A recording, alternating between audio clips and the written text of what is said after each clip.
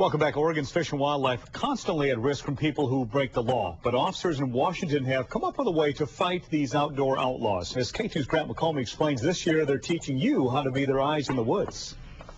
Game officers say this happens too often during hunting seasons. People who shoot at elk, but they don't have a hunting license, like the man in the plaid shirt. But this elk's not real. It's a decoy. And just 10 feet away is Jim Kelly. He's capturing the action on tape. He's a Fish and Game volunteer. I take good notes, but the video camera is the biggest thing that works for me. Kelly says he likes to get into the back pockets of game violators so he can catch them in the act, like people who snag salmon or folks who dig too many clams. Kelly's been at it for 13 years and averages 600 hours each year and works day or night. Jim's priceless. I can call Jim up on almost any time at very limited notice, and he's there for you. So this is just one of the many things that he does for us. Recently, Kelly caught this illegal activity on tape. A man who bought bear parts, including gallbladders and bear paws, from undercover officers. It's against the law to buy or sell wildlife parts. It made the case. Couldn't you use more people like him? Oh, absolutely. But the trouble is, Oregon game officers say they don't have enough Jim Kellys to go around. Dedicated volunteers who will give over hundreds of hours each year to help them crack down on fish and wildlife crime. Crime that is on the rise. So how do we solve the problem? Well, as it turns out, our friends in Washington State, they may have that one figured out.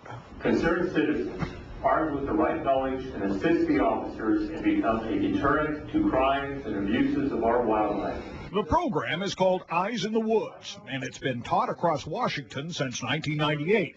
The idea is simple. Teach the public, especially hunters and fishers, how to gather wildlife crime evidence. If it's in progress, you have a cell phone, then get on that cell phone and call immediately. Call a dispatcher immediately. They'll give it to us over the radio.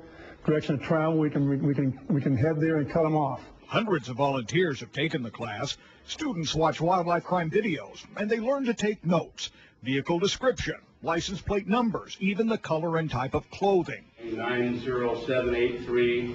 I believe the man was wearing a red cap, a blue jacket, and beige pants, but I'm not sure of that. We need the public's help.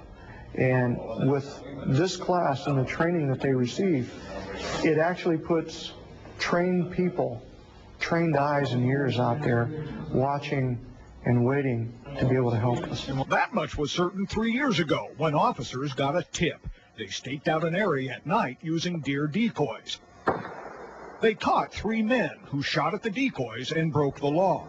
Hands up where I can see them. Turn around and face away from me. But as often happens, there was more to this crime. Got the pipe right here. Inside the vehicle, officers found illegal drugs, including crystal meth and marijuana. The men who shot at night lost their rifles, faced thousands in fines, and even went to jail. Officers say trained volunteers make a difference. Without your help, without your information, we can't make the case. Kelly says Eyes in the Woods could work in Oregon, too, because officers need all the help the public can give them. It definitely would benefit because every set of eyes sees that much more. They can make the case. Washington County, Grant McComb, K2 News. And the officers add that taking detailed notes is critical for people learning to be the eyes in the woods. That's because some cases can take more than a year to go to trial, so the details make all the difference for a conviction.